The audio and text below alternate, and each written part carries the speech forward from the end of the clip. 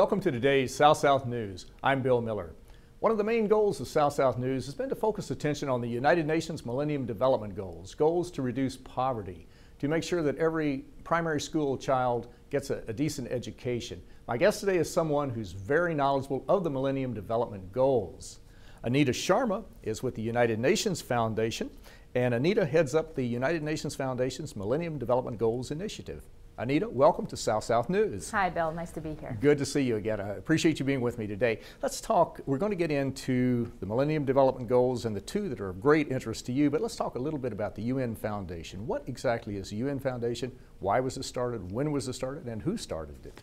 Well, the UN Foundation was established by Ted Turner about 15 years ago. He was really concerned about the arrears, which means the dues that the United States owed to the UN.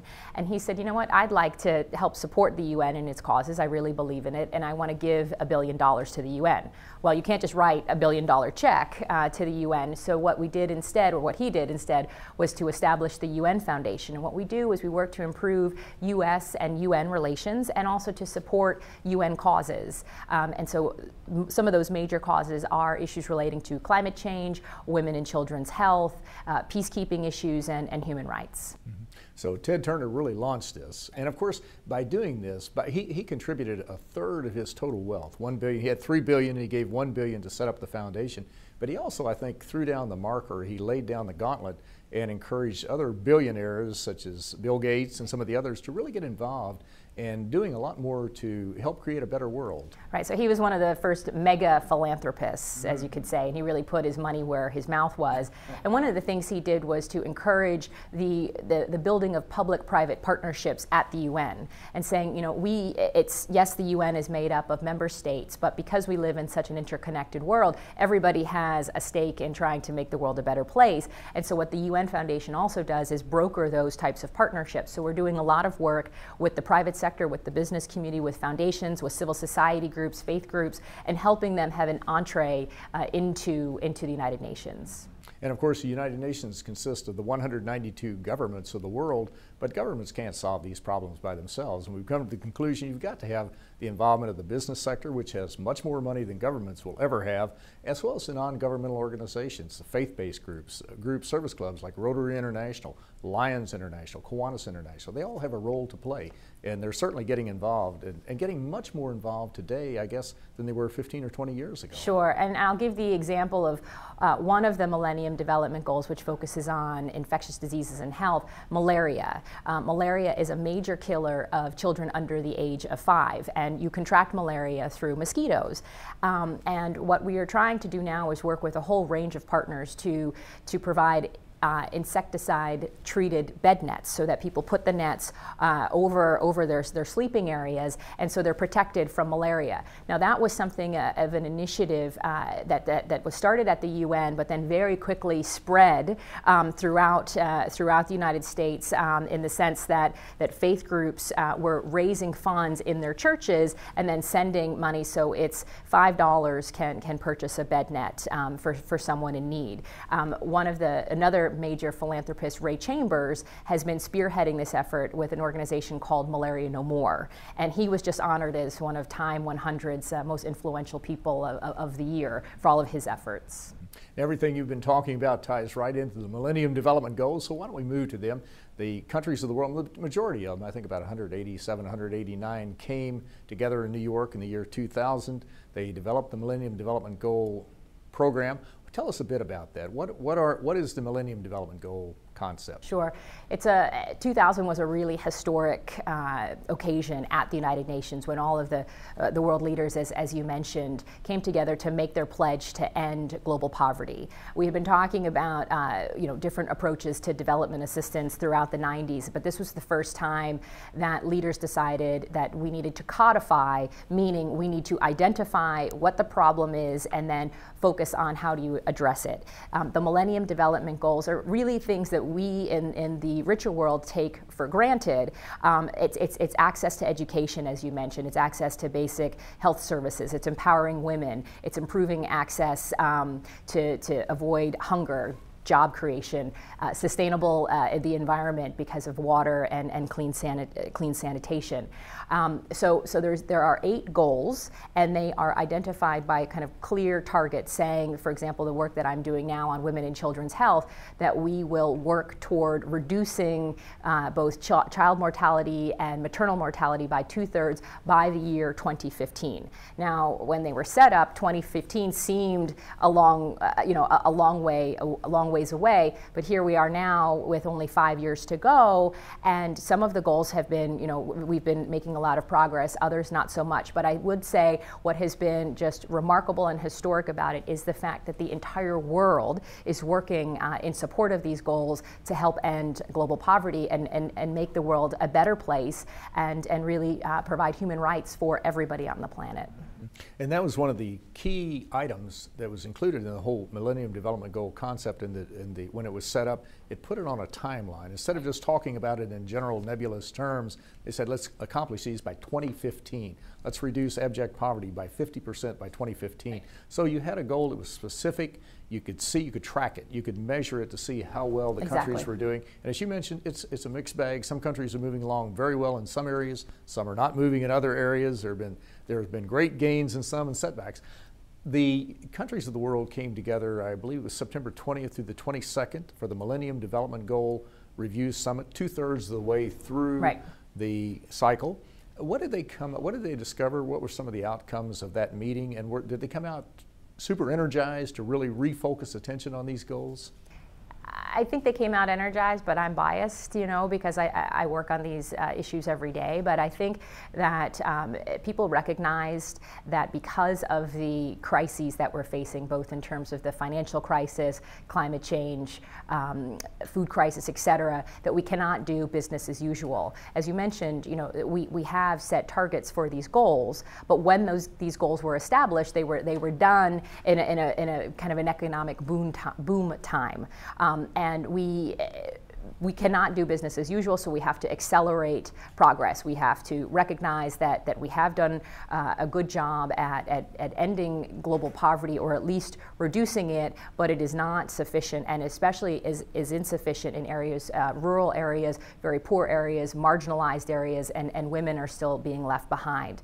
Another thing that came out of the Review Summit was a clear understanding of actually what works. And so what works is when you have partnerships, you have country governments in the poor areas really working to implement these programs, and that's partnered with donor governments providing resources and funds that will be best used. So coming out of the summit was a clear notion that we need to do more, we need to do it better, and we need to sustain and maintain the momentum of these partnerships. Now, we mentioned women several times in here, and children. Let's focus on Millennium Development Goals 4 and 5. Those are near and dear to your heart. You're working on them.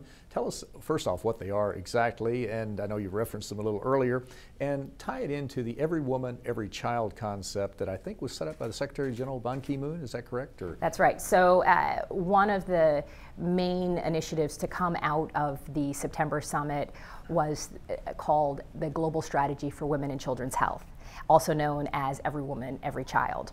That focuses specifically on MDGs 4 and 5. MDG 4 focuses on reducing child mortality, and MDG 5 is on maternal mortality. What's very unique about these two goals are that primarily they are preventable, in the sense that children are dying before the age of 5 by diseases like pneumonia, like malaria, like diarrhea, which in many cases could be, if identified, could be prevented and treated. Another majority of deaths happen within the first 28 days of a child's life. And again, these are issues that happen kind of at the last stages of pregnancy, and because women don't have access to a skilled birth attendant, I'm not even talking about going to a hospital, we're talking about a midwife, a lot of those issues aren't recognized. recognized. And then MDG 5, focusing on maternal mortality, you have about 350,000 women dying a year from pregnancy-related causes. And again, many of these could be prevented if these women had access to health care. Going back to children, still 8 million children die a year, again, from preventable causes. So recognizing that there is this problem, that these two goals were lagging far behind, the Secretary General initiated this global strategy. So he brought, it's a great example of UN partnerships at its best. So he brought together a series of meetings in which he brought together governments, the private sector, foundations, and civil society, saying we have to address this problem. We have to ensure that health services reach the people who need it the most, and people have access to these services. And so $40 billion was committed at the September summit. And now what we are doing is working to implement those commitments and make sure that the resources are given to the people who, and the women and children who need it the most. And of course, that's one of the strengths of the United Nations, is it can bring the players together. Well, obviously, it has the countries, the governments of the world there, but it can bring in the other players, the business sector, the non-governmental organizations, the folks who have an interest in this, the general public, youth. They have a lot of programs involving youth in this. Well, let's talk about what you're doing. How do you relate when you're in charge of the Millennium Development Goal Initiative at the UN Foundation? I might throw in a plug, www.unfoundation.org, right, if our viewers would like more information on this, and I'm sure they will. But how do you bring together the players that you're involved with, and how do you get your information out? What kind of a network are you working with, sort of a case study of how to get people mobilized? Okay. Another website to plug is the everywomaneverychild.org website, which focuses specifically on the global strategy for women and children's health. We work to get the news out in a couple of different ways. We're trying to strengthen the Secretary General's voice because he is such a champion on this. We're working with other UN leaderships like the directors for UNICEF and UNFPA, WHO, UNAIDS, et cetera, to help empower them to reach voices that they might not otherwise hear. Again, and we're brokering partnerships with the private sector. We've started a global task force for Every Woman, Every Child, and then bringing in civil society voices. One of the things that the UN Foundation does quite well is campaigns, and what those campaigns do is they show everyday people how they can be engaged and how they can support UN causes. Like I was saying, with the malaria program, Nothing But Nets is a UN Foundation initiative in which people can join, purchase a net, send it. We might be getting to that same stage with Every Woman, Every Child. I will say another thing that how I do to make these connections is to just show people that these are not, it might sound, kind of far-flung, or they don't understand what the Millennium Development Goals are, and people can be forgiven because it's not something that they hear about every day. But certainly what they would hear about every day are these issues relating to the struggles of women to try to have a healthy pregnancy, have their children live healthy and productive lives. And I'll just give some examples. When you kind of break it down and you look at these stark differences that we have in the world today, a report that just came out from Save the Children, it's their State of the World's Mother Report. And they scanned all of the countries and looked at various data. If you live in Norway and you are a mother, you are without a doubt in the best situation. You have access to skilled, you're going to the hospital, you have access to education, you have your resources. However, if you live in Afghanistan, only 14% of Afghan women have have care from a midwife. 1 in 6 of their children is going to die before the age of 5. Half of them don't have access to clean water, and about 30% are malnourished. So the differences, and so when you kind of break it down and you look and you say, okay, we are living in this situation where there is such a discrepancy. I think we all, as human beings, have the ability to change it and make it better, and that's one of the things that Every Woman, Every Child is trying to do, is connect all of the people in the world, especially women and children. Mm-hmm. And these goals that were identified are really achievable. Now, the ones dealing with climate change, I know may be a little more difficult to achieve than providing neonatal services or maternal child care services or something like that. But these are services that can be provided. If the resources are available and the technical expertise happens to be available, they can be delivered very easily to these folks. And of course, this is what we're trying to focus on, and this is what the countries of the world are trying to focus on, as well as many other individuals are working on. As you look, well, as you look at what's being done, I know this is just a recent concept, but how are we tracking this? How do we check to see what kind of progress has been made? Are we able to measure how we're achieving this? I'm assuming we can if we see that some goals are moving forward, some are falling back, but how are we able to do that? You point a good question, because it's getting the statistics is always, the correct statistics and up-to-date statistics is always a challenge. And so in some cases, some of the data that we have is, say, from 2005, and that's outdated, as you know. So we're trying to come up with better systems of reporting without making people do, tons of forms and things like that. So a lot of it, though, is relying on country data from the health systems themselves, so we can look to see, what's working and what's not. One of the things that when you were talking about kind of the theory of success, it also requires political will. Both political will from donor countries who would say, even though we're facing a tough economic climate, we still think it's important to continue our international development assistance and not cutting back on resources. And then for poorer countries to say, what, we are going to make the improvement of health systems a priority, and we are going to make women's issues and women's health a priority. So it requires kind of that combination of work.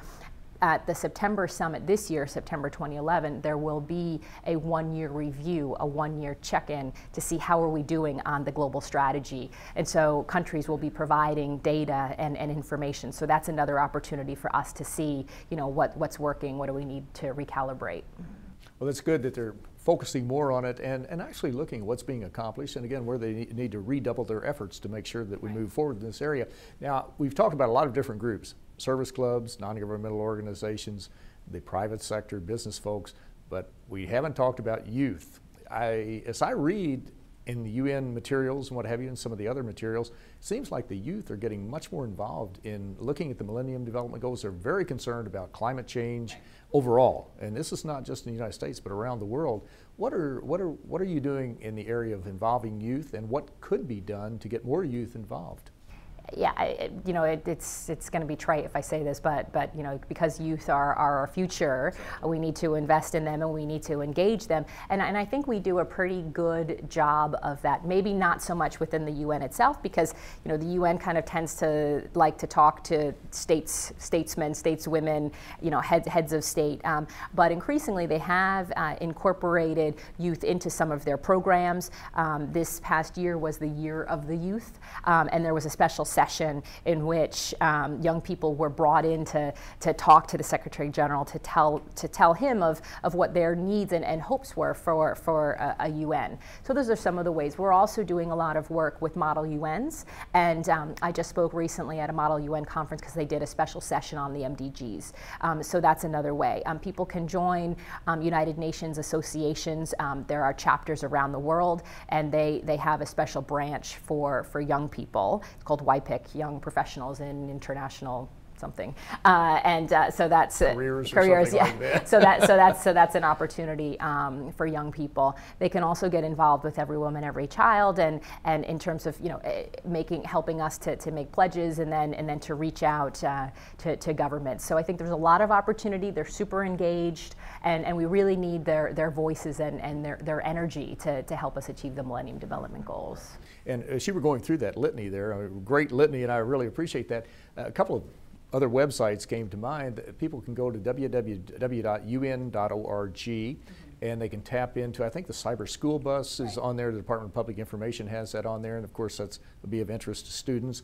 You mentioned the United Nations Association, which is the largest nonpartisan public or foreign policy association in the United States. It has about 14,000 members and 134 chapters around the country. People can go to unausa.org to get more information on that. So there's information out there. You mentioned the Model United Nations. What is a Model United Nations? It's really fun. So it brings together young people. Generally, they are college age, but sometimes they could be, secondary school. And what they do is actually a UN simulation. So people are chosen, one person is the Secretary General, then they meet in committees, they discuss issues. So you actually feel that you are part of the UN. So it's a way to talk about international issues, but to do it in a very kind of intimate but also engaging kind of setting, in that you basically pretend that you're the Secretary General if you're so lucky to be the Secretary General. Right, and there are Model United Nations programs all around the country. I know in the state of Kentucky, the state YMCA operates the Model United Nations program. They have over 5,000 students in a state that only has 4.2 million people. Yeah. There are other folks around. You can find them in high schools, you can find them in colleges, you can find them in a variety of other places. In some areas, you even have Rotary clubs that head up the Model United Nations program. So it's a real mixed bag, but people can find them in their communities, and it's a great learning experience for young people, really from college age on down if it's available. And you not only learn leadership skills, but you learn a lot about these international issues, and you step into the shoes of somebody from another country and look at the world through their eyes, right, which is very, very important. Yeah, you raise a good point. So you could be from, I'm American, but I could be on the delegation from Suriname. And so I would be advocating the Suriname position, and yes, it's very unique. I will say one other thing about ways that young people can get involved.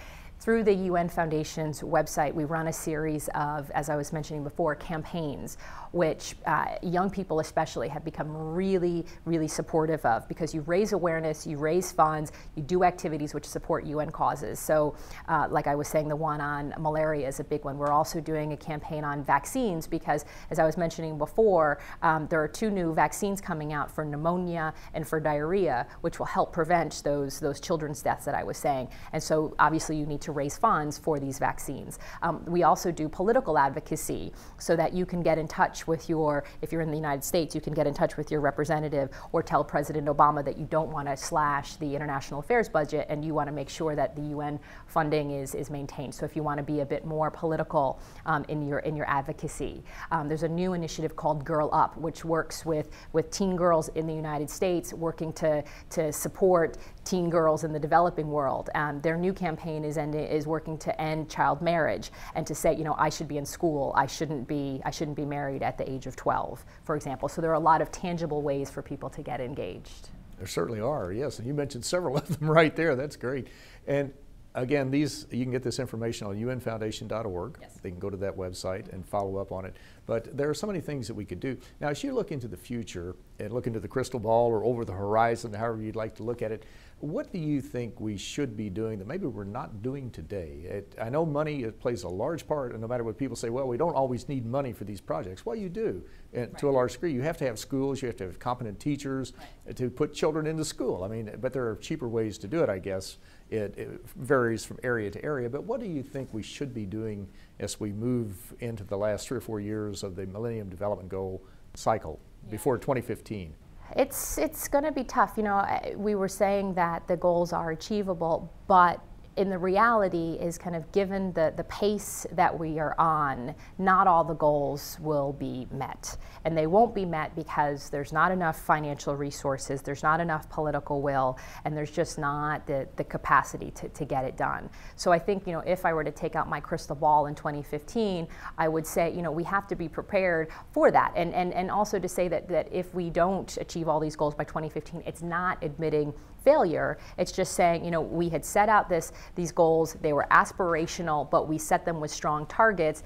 We didn't quite make it in 2015, and now we need to continue our efforts beyond 2015. So it's not as if 2015 comes, we either claim victory or defeat, and then on to the next thing. I think we have to, for me, the thing that I'll be focusing on is working to sustain this momentum, keep it going. We have to keep it on people's radar screens. It's very easy, as human beings to kind of go from one kind of hot issue to the next. And I'm fortunate right now that some of the work that I'm doing on women and children's health happens to be one of the kind of signature issues. But will it be 3 years from now? I don't know it. But for me, I'm going to keep pushing it to make sure that it is. And I think if, by 2015, if we would have gone a long way to reduce children's deaths and maternal deaths, I will feel, quite proud, that not only of, I won't feel proud of myself, but of the efforts themselves,